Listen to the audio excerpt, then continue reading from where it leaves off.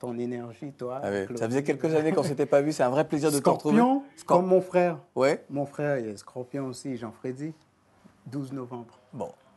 Je suis Sagittaire. Le 2, n'oublie pas mon anniversaire. Ah ouais, je t'oublie. Roots, Grooves, voilà, c'est l'album de Joey Homicide. Joey, on va se retrouver tout à l'heure parce que tu vas participer au blind test. Tu vas regarder maintenant des images qui vont peut-être te rappeler Haïti, mais les campagnes d'Haïti. C'est beau, là. Oui, non, mais attends, non, mais des situations sociales difficiles. Ah, ok. Là, on va voir le film Rue Cazenègre, mais je sais que dans certains lieux d'Haïti, on retrouve encore cela. Extrait de Rue Cazenègre, le film événement de Zane Palsy, et on se retrouve dans un instant au bar avec Françoise Vergès. Monsieur Datorail, le gérant est arrivé. Les gens là disent de respecter le travail leur affaire. On vous a fait venir pour cette histoire d'incendie. Et puis qu'est-ce que c'est que ça? Vos cannes sont de plus en plus sales, monsieur Delbourg. Ce n'est pas possible. Il n'y a plus de flux pour se pochonner là-dedans. Comment ce n'est pas possible? Mais voyez vous-même, ça c'est quoi ça? Ça c'est quoi? Vous croyez que c'est avec les amarres et les bouts blancs qu'on fabrique le sucre? Sacré macaque. Où t'es fait quand c'est connu, hein? Ouvre le pépizama. Non, qu'à les joues, Que signifie cette histoire d'incendie, monsieur Delbourg? C'est bien la peine que je leur construise des maisons. Et si ça continue, c'est dans mes cannes que vos petits necks vont foutre le feu. Je ne veux plus voir les enfants traîner là-haut. Que vais-je faire d'eux, monsieur Auberville? Ah bon? Parce que vous trouvez qu'on a suffisamment de main-d'œuvre?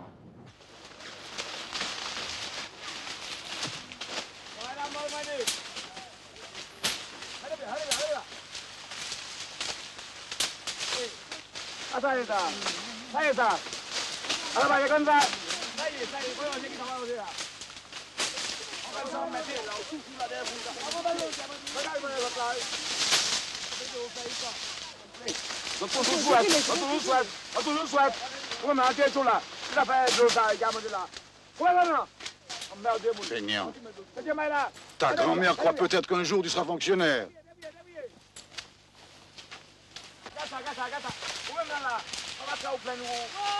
Rue Cazenègre, extrait de ce film qui a reçu le Lion d'Argent à Venise. Premier film, d'ailleurs premier long métrage de Zane Palsy, un film qui dépeint la situation coloniale à la Martinique, aux Antilles en général. Ce sont des images, toi Françoise Vergès, réunionnaises, que l'on a connues aussi à l'île de la Réunion. Et c'est vrai que ce film-là traduit bien ce qu'était pourtant ce bout de France lointain. Oui, tout à fait. Ça traduit vraiment ce qu'ont été ces terres, qui ont été des terres modelées par l'esclavage, la colonisation.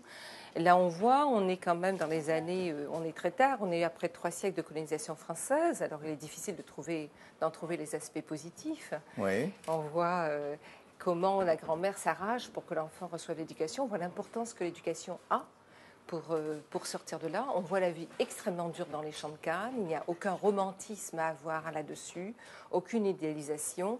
Et c'est vraiment, je trouve ça important, il faut porter témoignage de ces moments, qui sont les moments de nos grands-parents et qui sont aussi le moment, je veux dire, la situation encore de tant de gens dans le monde. Oui. Alors tout à l'heure, Joey Homicide parlait de ce métissage, de ce monde pluriel. La France, ethniquement, culturellement, est un pays de multiples comme ça apports. Pourtant, on a le sentiment que certains ont du mal à l'accepter. La rupture post-coloniale, cet ouvrage-là, auquel ont participé Nicolas Bancel, Florence Bernot, Pascal Blanchard, Ahmed Boubeker, Achille Mbembe et Françoise Vergès. Cet ouvrage-là, c'est ça, c'est pour dire, écoutez, regardez la France telle qu'elle est, faisons à la fois un devoir de mémoire sur le passé, faisons un inventaire peut-être du passé, pour pouvoir mieux comprendre notre présent et construire notre avenir. Ça sert à ça? Oui, il y a un étonnant aveuglement en France, une étonnante surdité à une histoire. Ouais. Il y a une présence, ce que j'appelle une présence africaine en France dès le XVIIe siècle. Dès que la France se lance dans la traite négrière et l'esclavage, il y a d'autres personnes sur son sol que des Blancs et des chrétiens, n'est-ce pas? Oui. Donc, je veux dire, la France n'est déjà plus... La France n'est pas que la France hexagonale. La France, ses frontières, ça c'est totalement fictionnel. Elle s'étale déjà parce qu'elle colonise. Il y a des terres. Et j'entendais, par exemple, les artistes parler. Mais aujourd'hui, un des héritages de ça, si vous voulez, parce que moi, je m'intéresse beaucoup à la question de la traite et de l'esclavage. Je trouve que c'est le chaudron dans lequel s'est construit le monde moderne. Et aujourd'hui, on le voit, je veux dire, ça a modelé le monde d'une manière, mais qui peut l'ignorer? Dans les musiques, aujourd'hui, vous tournez la radio, vous entendez de la salsa, du tango, du maloya, de la biguine, du zouk, de toutes ces musiques, elles viennent d'où? Elles viennent de cette incroyable diaspora de migration forcée qui commence dans la cale du bateau négrier, où les gens chantent les chants de liberté et qui se transforment ensuite dans les plantations et qui est aujourd'hui transmise. C'est les poésies, c'est les littératures, c'est les langues, c'est les savoirs médicaux, c'est des savoirs sur les plantes. Mais toute cette richesse incroyable est toujours ignorée, est toujours marginalisée. Pour moi, c'est absolument scandaleux. Dans Rupture postcoloniale, moi ce que je voulais dire, c'était justement, on ne peut pas penser aujourd'hui la France, ni le monde, c'est pas seulement la France, c'est le monde, sans penser à ce moment. C'est 3 siècles d'histoire, 4 siècles d'histoire. Et qui transforme complètement. Et c'est une modernité. On nous fait toujours penser, vous savez, l'esclavage, c'est antique, c'est des vieilles choses. Non, l'esclavage, il advient au moment où on parle des droits de l'homme. Exactement au moment. Le pic de la traite négrière, c'est le XVIIIe siècle, le début, ou au moment de la déclaration des droits de l'homme, c'est-à-dire au moment de la fraternité. C'est aussi une fabrication industrielle. Ce n'était pas des petites choses, ce n'était pas 3 petits canots avec 3 personnes. Ouais. Et ensuite, il y a des générations de gens qui naissent sur ces terres partout et qui sont donc liés.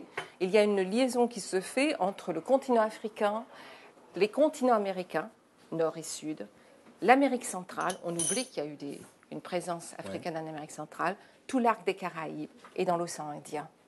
Et il y a des esclaves africains en Inde, dès le XVIe siècle, une présence extrêmement importante, avec aujourd'hui des héritages de ces présences. Il y a même des esclaves africains jusqu'en Chine. Il y a des archives qui montrent qu'il y avait des esclaves africains à Canton. Donc on a là une incroyable, vous voyez, vraiment diaspora extrêmement importante. Et cette histoire, pour moi, est absolument une histoire, d'abord passionnante, extrêmement intéressante, et une histoire qui ne peut plus aujourd'hui être ignorée et marginalisée. Je trouve ça. Et alors la France, la France, parfois avec Achille, quand on discute avec Achille, on dit c'est un peu une vieille dame. Il faut être un peu gentil aussi avec elle. Il faut un peu l'aider à voir, vous voyez ce qui se passe. Elle a un peu peur. Ne sommes-nous pas une croisée des chemins? Est-ce que ce n'est pas le dernier verrou qui doit sauter? C'est le dernier verrou qui doit sauter. Il y a des tas de. Aujourd'hui, moi je pense que la société change beaucoup plus que les élites. Médiatiques, politique et médiatique et académiques et universitaires. D'accord. Bon. Et elle change beaucoup plus vite. Et ça, il y a un écart qui se passe. Et on travaille, on fait croire à une espèce de vieille France, mais la France, elle a déjà changé. C'est fini, c'est bye-bye là. Est-ce qu'il y a une chance que ce que vous venez de citer change? Bien sûr, ça a déjà changé. Moi, quand je reviens, j'ai vécu longtemps dans d'autres pays. Et quand je reviens en France dans les années 90, je suis frappée de l'incroyable aveugle, vraiment la surdité.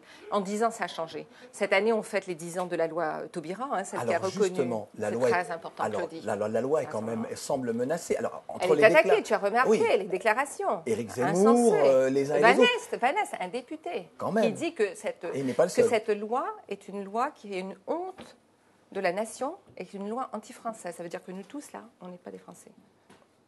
Tous ceux qui se reconnaissent dans cette histoire. Lorsque Tilignac, sur un plateau de télé, dit à Bruno Gassio, l'un des créateurs des Guignols de l'info, de Canal+, lorsqu'il lui dit « mais la France, les Français n'accepteront jamais ce multiculturalisme, ce il est déjà là, de toute façon. Alors, qu'est-ce que ça veut dire de ne pas l'accepter? Il est déjà là, de toute façon. C'est fini pour eux.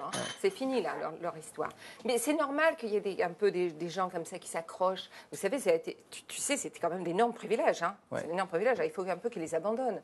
Donc c'est un peu difficile. Donc c'est vrai qu'ils veulent continuer à montrer les gens comme des gens dangereux, comme des gens qui ne réussissent pas, comme disait Alain Focard. Voilà, ils veulent. Ça c'est vraiment extrêmement important pour eux de maintenir ça. Mais ça change déjà, ça change. Il y a ces émissions, il y a tous ces jeunes artistes. Ça n'arrête pas. Tous les jours, il y a des choses à voir en France qui montrent autre chose. Les résistances et la seront France, vaines. elle n'est pas qu'hexagonale, je le répète. On appelle ce qu'on appelle les Outre-mer. Moi, j'aime pas tellement ce mot, mais enfin, peu importe. Ces territoires, en tout cas dans le Pacifique, dans les Caraïbes, dans les Amériques du Sud, dans l'océan Indien, qui sont des terres de la République et qui ne sont pas, justement, monochromes monoculture, monolingue et monoreligieuse. Je veux dire, l'islam est présent à l'île de la Réunion depuis très longtemps, depuis le 19e siècle, bien avant. Là, il y a, je veux dire, donc ça va quoi. Mais c'est normal, ça va. Vous savez, ça va s'accrocher, ça va pas. Ça va pas se faire si facilement. Mais nous sommes là et il n'est pas question de toute façon que nous disparaissions.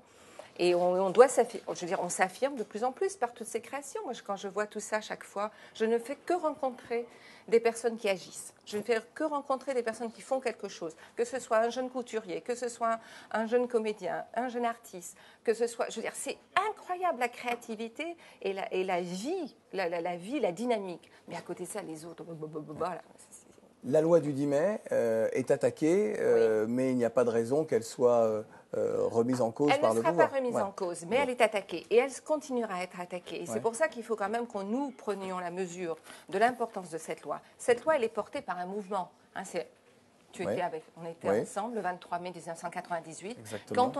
Lors du 150e anniversaire de l'abolition de l'esclavage, on a voulu nous dire mais on vous a donné l'abolition, nous avons encore été généreux. On a dit attendez, ça va, nous on va honorer les victimes, on va honorer nos pères et nos grands-pères et nos ancêtres. Donc on a eu ça et ça a été suivi des propositions de loi qu'a porté Christiane Taubira et qui est votée et devient une loi en 2001.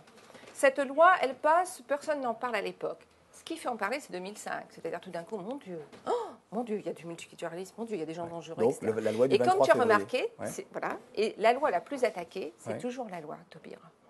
C'est toujours la loi Taubira. C'est vrai. Deux poids, deux mesures. Comme par hasard, c'est toujours la loi Taubira. Et qu'est-ce que ça veut dire? Ça veut dire qu'on ne veut pas nous entendre. On veut continuer à être silencieux. On ne veut pas entendre ces personnes qui ont changé. Et là, pour moi, si vous voulez, le 10 mai de cette année, des 10 ans, c'est de dire...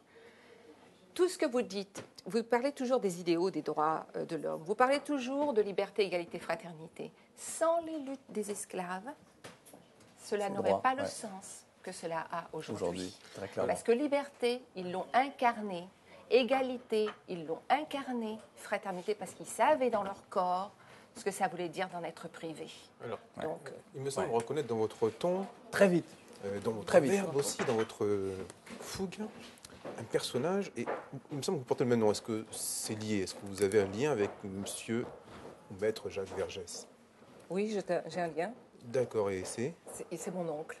Ah, d'accord, très bien.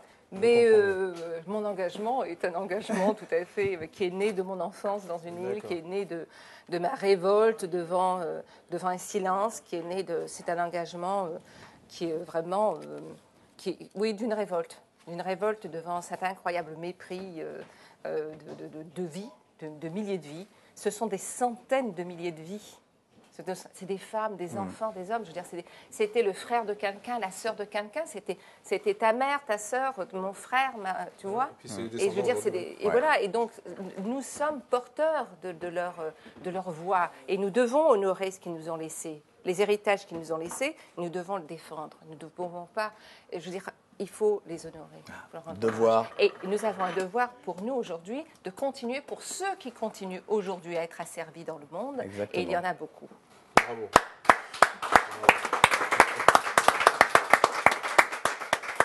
Allez, on va retrouver tout de suite Anges d'Afrique. Ils sont là, ils sont prêts. Et on continue la discussion tout à l'heure au salon. Anges d'Afrique, s'il vous plaît.